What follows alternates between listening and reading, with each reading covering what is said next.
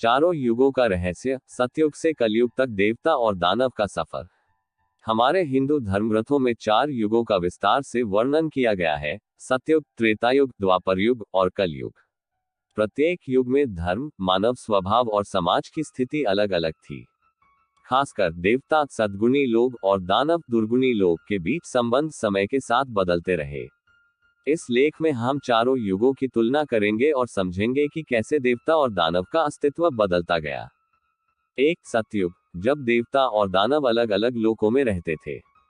सतयुग को सत्य का युग कहा जाता है क्योंकि इस युग में सत्य, धर्म और निष्ठा का उच्चतम स्तर था। इसे त्रेता युग भी कहा जाता है।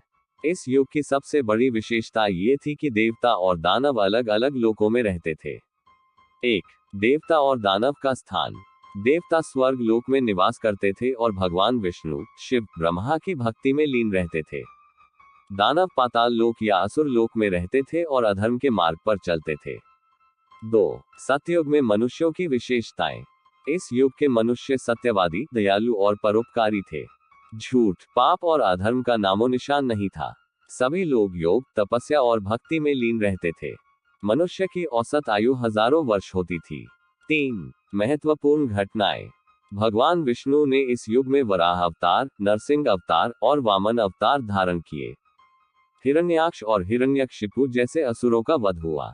निष्कर्ष, सतयुग में देवता और दानव पूरी तरह अलग अलग लोकों में रहते थे और उनका आमना सामना तभी होता था जब कोई दानव स्वर्ग पर अधिकार करने की कोशिश करता था।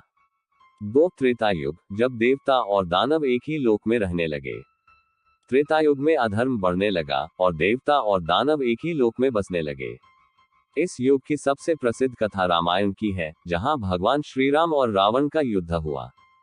1. देवता और दानव का स्थान। देवता और साधु संत अभी भी धर्म का पालन कर रहे थे और समाज को सही मार्ग दिखा रहे थे।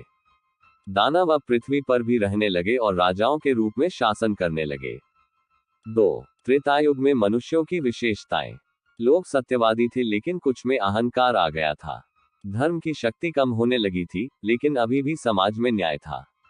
अधर्म धीरे धीरे बढ़ने लगा था, लेकिन ये पूरी तरह हावी नहीं था। 3. महत्वपूर्ण घटनाएं। भगवान विष्णु ने श्री राम अवतार लिया और रावण जैसे शक्तिशाली दानव का वध किया। परशुराम अवतार में भगवान विष्णु ने अधर्म फैलाने वाले क्षत्रियों का नाश किया। रावण, कुंभकर्ण और मेघनाद जैसे राक्षसों का अंत हुआ। निष्कर्ष, त्रेतायुग में देवता और दानव एक ही लोक में रहने लगे, लेकिन उनका टकराव अब भी बना रहा। 3. द्वापर युग, जब देवता और दानव एक ही परिवार में रहने लगे। द्वापर युग में अधर्म और पाप और भी बढ़ गया। इस युग की सबसे प्रसिद्ध घटना महाभारत है, जिसमें भाई भाई के बीच धर्म और अधर्म की लड़ाई हुई। 1. देवता और दानव का स्थान। देवता और दानव अब एक ही परिवार में जन्म लेने लगे। एक ही परिवार में कुछ लोग धर्म के मार्ग पर थे और कुछ अधर्म के मार्ग पर। 2. द्वापर युग में मनुष्यों की विशेषताएं। लोग पहले से अधिक चालाक और लालची हो गए थे। धर्म और अधर्म की लड़ाई अब परिवारों के भीतर होने लगी थी।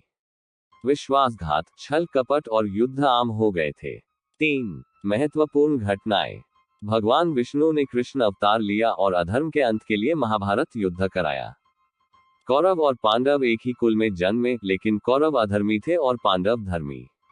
दुर्योधन, शकुनी और कर्ण जैसे लोग अधर्म के रास्ते पर चले, जबकि युधिष्ठिर, अर्जुन और भीम धर्म के मार्ग पर। अंततः श्री कृष्ण ने पांडवों का साथ दिया और अधर्म पर धर्म की विजय हुई। निष्कर्ष, द्वापर युग में देवता और दानव एक ही परिवार में जन्म लेने लगे और घरों के अंदर धर्म अधर्म की लड़ाई शुरू हो गई। 4. कलयुग, जब देवता और दानव एक ही शरीर में रहने लगे। कलयुग सबसे अधर्मी युग माना जाता है, जहां अच्छे और बुरे गुण एक ही व्यक्ति में होते हैं। 1. देवता और दानव का स्थान। अब देवता और दानव बाहर नहीं, बल्कि हर इंसान के भीतर मौजूद है। हर व्यक्ति के भीतर अच्छाई और बुराई दोनों होती है। मनुष्य की प्रवृत्ति उसके कर्मों और विचारों से तय होती है।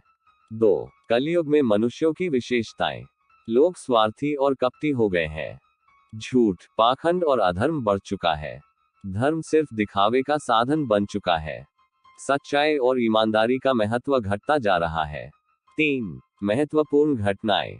इस युग में भगवान विष्णु का कल्कि अवतार होगा, जो अधर्म का नाश करेगा। ये युग तब तक चलेगा जब तक अधर्म अपनी चरम सीमा पर नहीं पहुंच जाता। निष्कर्ष, कलयुग में देवता और दानव एक ही इंसान के अंदर बसते हैं। हर व्यक्ति के अंदर अच्छाई और बुराई दोनों होती हैं, और यह उस पर निर्भर करता है कि वह किसका चयन करता है। चारों युगों का विश्लेषण करने पर हमें समझ आता है कि सत्य, धर्म और सद्गुणों की गिरावट धीरे धीरे होती गई। सतयुग में देवता और दानव अलग अलग लोकों में थे। त्रेतायुग में वे एक ही लोक में आ गए। द्वापर युग में वे एक ही परिवार में जन्म लेने लगे। कलयुग में वे एक ही शरीर में समा गए। आज के समय में सबसे बड़ी चुनौती यही है कि हम अपने भीतर के देवता को जगाएं और दानव को नियंत्रित करें। तभी हम अपने जीवन को सार्थक बना सकते हैं।